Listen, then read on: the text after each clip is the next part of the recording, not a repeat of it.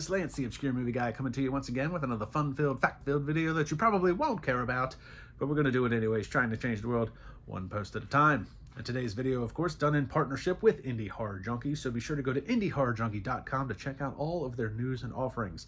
The latest issue of the Indie Horror Junkie magazine is still available with $2.59 on the cover. You can order yours today, $15 for a printable copy, $5 for a downloadable PDF. Get all of the news and notes on the upcoming indie horror films out there to see. There's also the Indie Horror Junkie podcast available every Wednesday night at 8 o'clock Eastern Standard Time.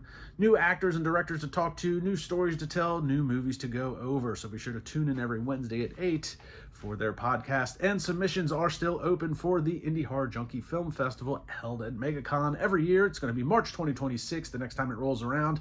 So be sure to submit your horror shorts or your horror feature films for that as well. They're also tied to the Scaricon Film Festival that's going to be held this year in Syracuse, New York, September 5th through 7th. So submit your films today. If you've got a horror short or a horror feature you want in one of these film festivals, be sure to go to indiehorrorjunkie.com, filmfreeway.com, or you can email them at indiehorrorjunkie@gmail.com. Now let's dive into today's video. Mega Blood Moon, the Freelancer.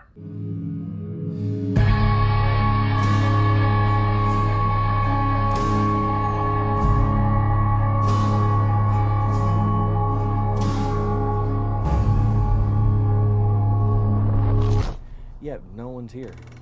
That's weird. There was a bunch of people here who didn't show up today either.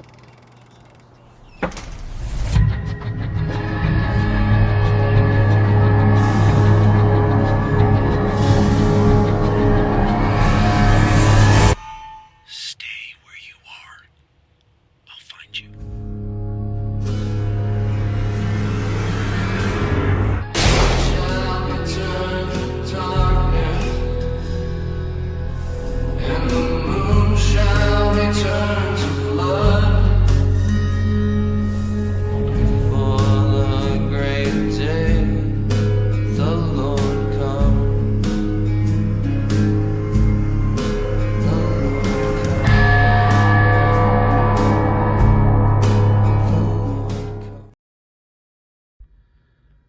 So Mega Blood Moon, the Freelancer, basically tells the story of a freelance employer or employee, subcontractor, if you will, who's been hired to come in and do a job. And he's basically on his last day of the job. He's left there to clean up the mess that's been left by everybody else. Seemingly nobody else is coming in today to help him do this job, so he's left by himself, or so he thinks.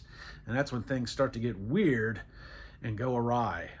Now, this was written, directed, and basically stars Ben Floss. He pretty much does everything in this film. And this is a really interesting movie to watch, as a lot of the story is told strictly through motion picture. There is a severe lack of dialogue in this film, and that is not necessarily a bad thing. There's enough dialogue to allude you to a bigger universe. He does make phone calls to his boss, and they do make slight conversation about people that should be coming into work, or somebody didn't show up, or I can't get a hold of this guy. So there is some dialogue, but large in part, the whole story is told through motion picture. And most of it is just Ben himself. Now, there's a few scenes with a couple of other actors, but by far, large in part, this is really just Ben out there doing everything himself. And this was uniquely shot because what you will find is that there is a doppelganger of Ben's character in this film. Apparently that is tied into the Mega Blood Moon. But a lot of really cool shots, a lot of really good practical special effects, not a lot, but a few good CGI effects as well. So the little bit of CGI that they did in this film, they did it really, really good. The practical special effects are on point. There's a couple of brutal kills, a couple of brutal beatings that look very realistic. And again, done mostly through just motion picture. Really interesting watching this film. So one of my biggest gripes, and I'll get that out of the way, is that there's not a lot of exploration into the whole doppelganger thing. There's pretty much enough for you to put together that the doppelgangers are tied to this blood moon for some reason. But there's really no exploration or explanation into the lore of the doppelgangers, and the Blood Moon itself. Why they're there, how they got there, what's the end game. And Ben's character isn't the only doppelganger out there. A couple of the other characters that we do see have their own doppelgangers that they're kind of, having to deal with. But there's along with the severe lack of dialogue, which is made up with the motion picture aspect of it, there is no explanation or exploration into the whole lore of the doppelgangers and the Mega Blood Moon, how they tie into everything. I think that would have been a little nice to have had some explanation into that. So that's where the film lacks. Pretty much everything else, I don't really have a problem with. Like I said, practical special effects, really good. CGI special effects, really good. The acting, even though you're not getting a lot of dialogue, there's still a lot of acting going on, done really good. The other amazing thing is the space in which it is shot. It's basically all shot in this one warehouse. Now, I don't know what the deal was with the warehouse. That's not really explored either. I get the feeling that it was set up to shoot, I guess, maybe some commercials or maybe a TV series, and the Freelancer is there just as like a set hand to set lighting, boomstick, stuff of that nature. So the Freelancer himself, I guess, was there to do some of these off-screen type things. But the really cool thing with the warehouse is that because it is shot in this giant warehouse, but it is kind of sectioned off. We were shooting a certain scene over here. This is this is an apartment scene. This is a kitchen scene. This is a grocery store scene. So even though it's all shot in one place, because the way the setting was, you kind of feel like it's got this, this warehouse is its own universe where a lot of different things are happening in the confines of just four walls. So that was really cool. He really used the expansiveness of the warehouse to create this universe where he's fighting basically himself, his doppelganger. The music in this, there's not really like a soundtrack per se, like Footloose or Top Gun or anything like that, but the music creating tension is done really well throughout the course of this film. Ben did a really good job of knowing exactly when that music should come in, how it should come in, the rise and fall, and when it should completely cut out. It just creates a lot of tension in every aspect of it, and really added to the ambiance of this film and this warehouse setting. The lighting was really good as well. Certain aspects of it to really hone in on some focal points. Dim lighting, obviously, to create that tension and build upon it. So the combination of the dim lighting with the music, him by himself, creates a great amount of tension throughout the course of this film. Like I said, not a lot of gripes. I would have really liked to have seen the exploration into the doppelgangers themselves, but this was a really fun film to watch. It was, and I enjoyed it because of its uniqueness. There's not enough films out there that are just motion picture, which I kind of, aching back to Bruce Lee often said that,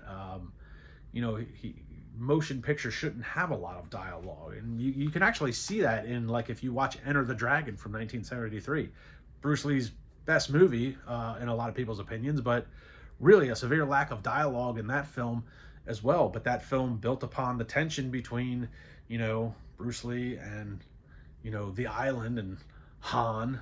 Bullshit, Mr. Handman. I love Jim Kelly in that one.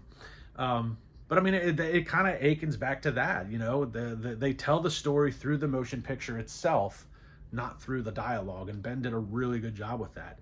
My only other biggest complaint, honestly, and I don't know why Ben chose this route, but there's a lot of Ben's ass in this movie. The doppelgangers don't wear clothes, I guess.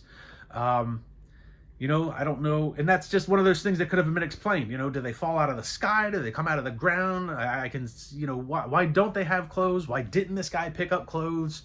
So there's a lot of Ben's ass, which is fine. It's whatever. It's just, there's a lot of it, and there's no explanation. A pair of pants would have been okay at some point. It's whatever.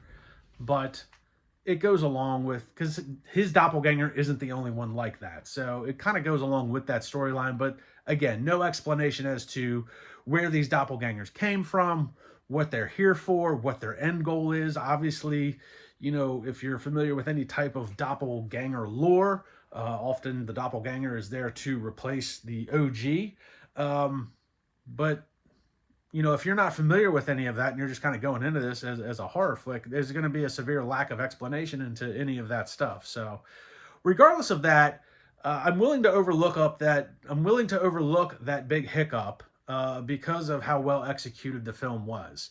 You know, and Ben even said at some point that, you know, this was basically shot at his actual job, kind of like after hours type thing during COVID. So, you know, there was already a lack of people that he had to deal with, but he still had to do his primary job during the day and then find the time, you know, after hours to put this film together.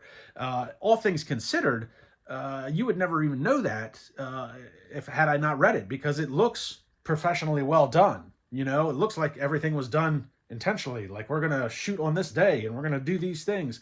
But this guy's kind of shooting from the hip, like, man, I've got 3 hours to put something together on this day. I've got a couple hours to do this on the weekend. And I got to do this stuff after work, before work. So really, really well done in that regard. So, Ben, good job on this flick. If you do another one, because it is kind of open to there possibly, you know, you could continue the story if you wanted to, or you could continue just the lore of the doppelganger with other characters. But if you do another one, just give us some explanation on the whole doppelganger thing. Give us something, and maybe a little bit less ass. But overall, pretty cool flick. I liked its uniqueness. The effects are really well done. And this was really enjoyable to watch. So good job to Ben. Like, subscribe, and comment to my YouTube channel. Check me out on Facebook and Instagram. And I will see everybody in the next video.